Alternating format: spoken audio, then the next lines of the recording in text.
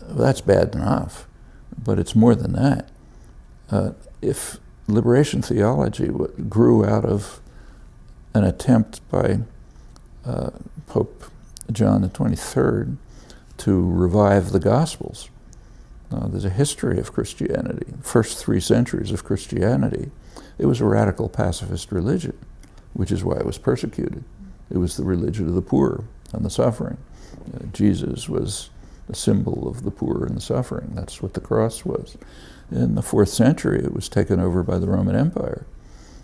Emperor Constantine, he turned the church into the church of the persecutors. The persecutors, the rich, the powerful. The cross went from being the symbol of the suffering of the poor to the shield of the forces of the Roman Empire. And for the rest of its history, that's what the church has pretty much been. It's been the church of the rich, the persecutors, the privileged, the powerful. Well, John the 23rd tried to reverse that, tried to revive the Church of the Gospels. This is 1962, Vatican II.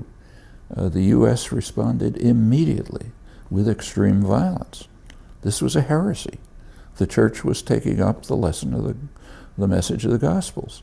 It was called the preferential option for the poor. Can't allow that, you know. So a major campaign began. The first major step was the Kennedy-initiated military coup in Brazil. Took place right after the assassination, which installed the first of the kind of neo-Nazi style national security, terror and torture states in the region. This plague spread throughout the continent.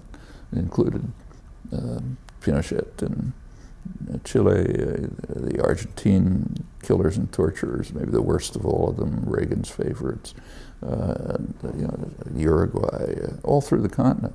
Reached Central America in the 1980s. Then came that decade of horror and atrocities. And it finally ended with the murder of the Jesuit intellectuals by the U.S. trained elite battalion. That's a pretty significant event in history. It's reversing an effort to restore Christianity. Did anybody commemorate that in November 2009? No, that's our crimes. Therefore, they didn't occur. Almost nobody knows about them. Well, you know, that was liberation theology was a religious movement. It was based on the Gospels. If that's not religious, I don't know what is. It was, of course, what we would call a radical movement, because the Gospels are radical. It was the preferential option for the poor. We're supposed to be in favor of the preferential option for the rich. So sure, it was radical, you know, Marxist, what or another epithet. But it was in fact the message of the Gospels. And it awakened many currents elsewhere, including here.